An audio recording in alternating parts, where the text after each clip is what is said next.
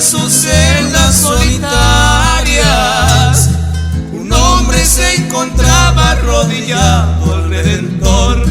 Piedad, piedad de mí, mi gran Señor. Mas cuando me miró, a mí se abalanzó y con voz temblorosa entrecortada me dijo: escucha, hermano, esta terrible confesión.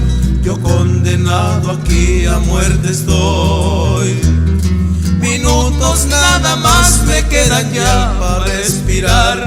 La silla lista está, la cámara también, y a mi pobre viejita, que desesperada está, entrégale este recuerdo de mí. Yo tuve que matar a un ser que quise amar y que aún estando muerta yo la quiero.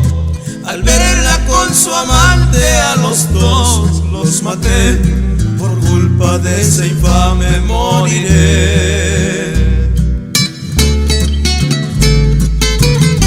Los Bohemios.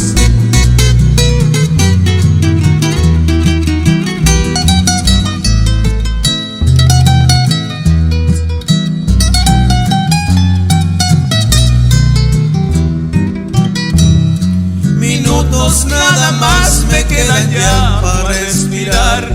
La silla lista está, la cámara también, y a mi pobre viejita, que desesperada está, entrégale este recuerdo de mí.